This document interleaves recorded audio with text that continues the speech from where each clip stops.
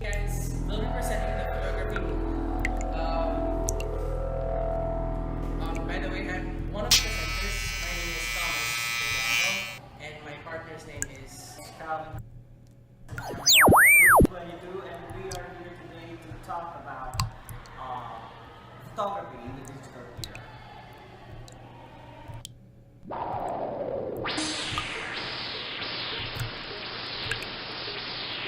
Photography. Photography undergoes extraordinary changes in the early part of the 20th century. This can be said of every other type of visual representation.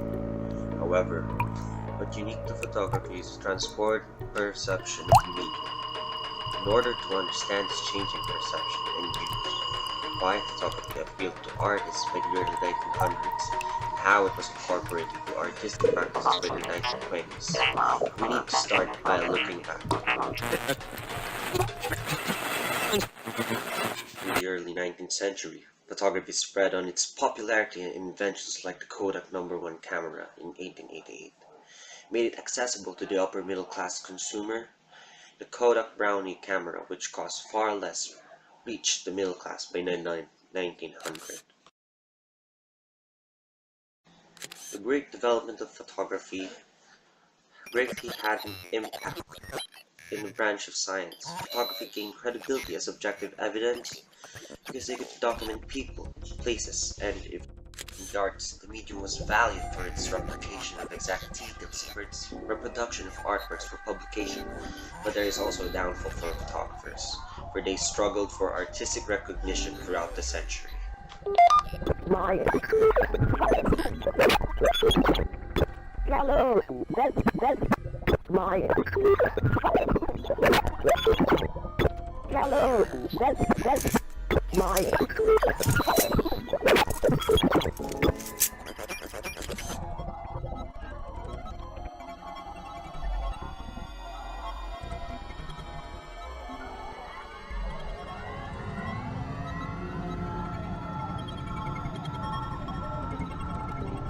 First, we have Alfred Stieglitz.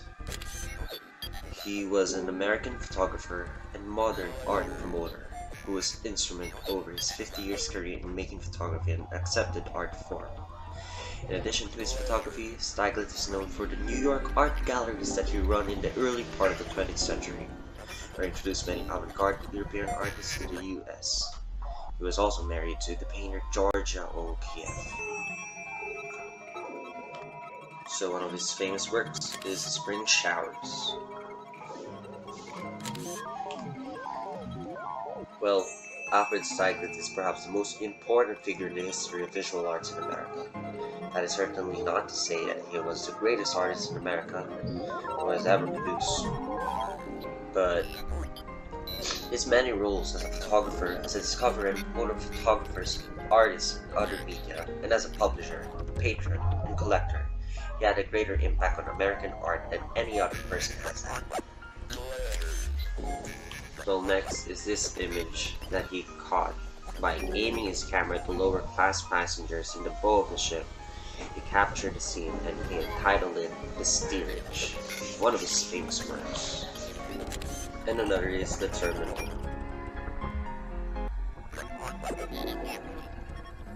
Moving on from Alfred Stieglitz, now we are heading to the next photographer named Ansel Adams. Well, Ansel Adams is primarily known for his black and white photos of landscapes, including Yosemite National Park. And one of his famous works is A Winter Sunrise from Lone Pine. This 1944 image was taken from the east side of Sierra from Lone Pine. On 4 successive mornings, Adam tried to take this photograph from the east side of the Sierra. On the fifth day, it was still dark and bitterly cold when he set up his camera on the new flat platform on top of his car and retreated to the warm interior. As dawn drew near, he returned to the camera to await the sun's first rays on the meadow. He quoted, "I finally encountered a bright, glistening sunrise, with light clouds streaming from the southeast and casting swift, moving shadows on the meadow and dark, rolling hills. At the last possible moment, the horse turned to offer a profile view. Many years later, he wrote, some things I think I do get to place just when God's ready to have somebody click the shutter." Other of his works, The Moon and a Half Dome, and Dior Card Early Spring.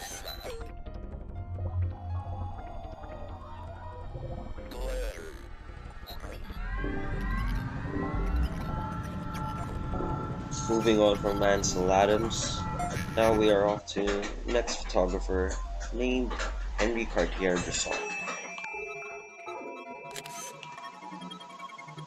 Sir Henri was a French photographer considered to be the father of photojournalism. He was an early adopter of the 35mm format and a master of candid photography.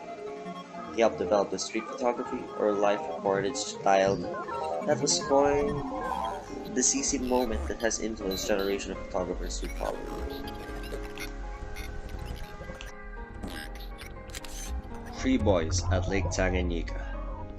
Well, this photograph was taken by Martin Munkaxi. He is known for his fashion photography. But this photograph inspired Henri Cartier-Bresson, who said about it, "He suddenly understood that photography can fix eternity in a moment." This image shows three naked young African boys caught in near silhouette running to the surf of Lake Tanganyika. It captured the freedom, grace, and spontaneity of their movement and their joy at being alive. Next is this 1963 image of Mexico. It shows his love for street photography. It depicts the images of different people in the streets of Mexico or what is currently happening, like candid photography. This is the Berlin Wall. Well, because of Sir Henry's love for street photography, he traveled a lot, and this is found in West Germany. It also showed the dramatic scenes of what's happening in the streets.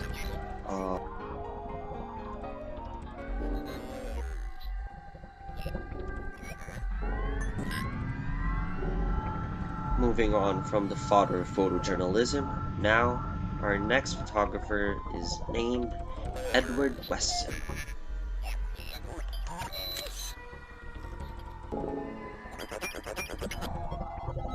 Edward Weston was a major American photographer of the early to mid-20th century.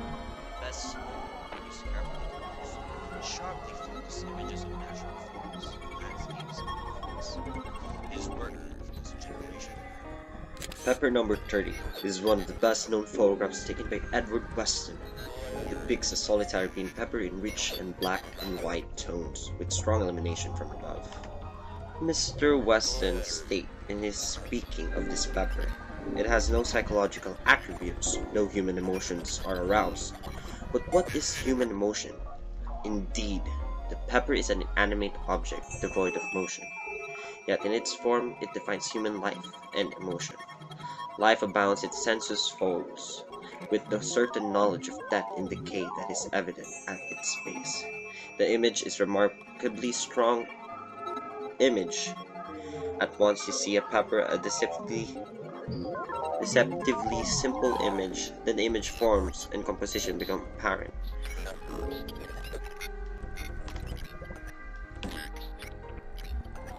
And more of Mr. Western's famous works is Brandon, Oregon, and Clouds.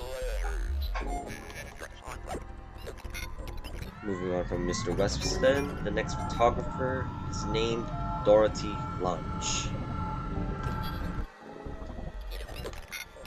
Miss Dorothy Lange was an influential American documentary photographer and photojournalist, best known for Depression-era work for the FSA, or the Farm of Security Administration. Lange's photographs humanized the consequences of the Great Depression and influenced the development of documentary photography.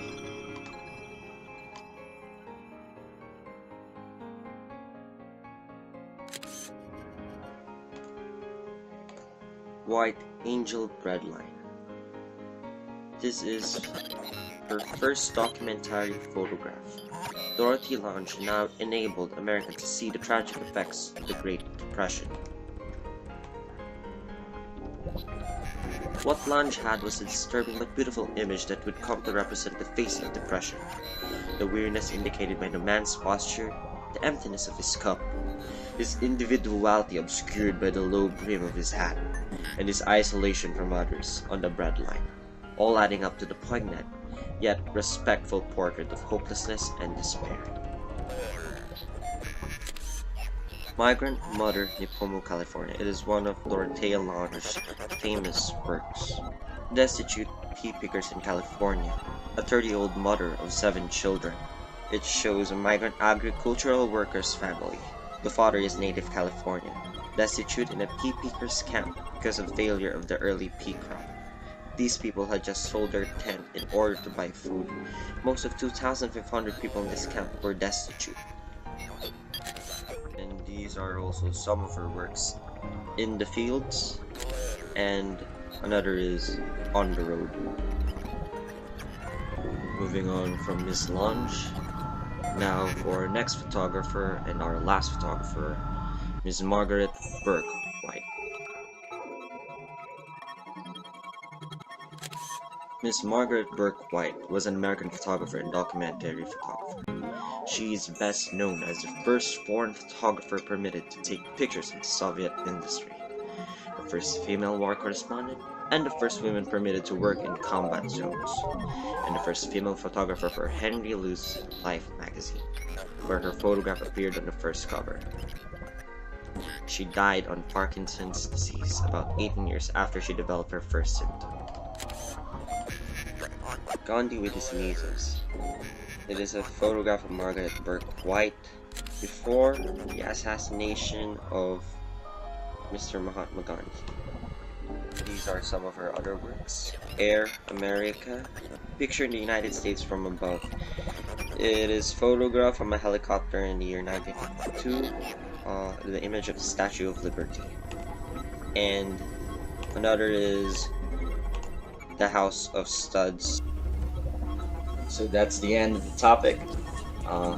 Time to go back to the time portal, and we hope you learned a lot about photography and the different famous photographers contributed for photography. Thank you and God bless.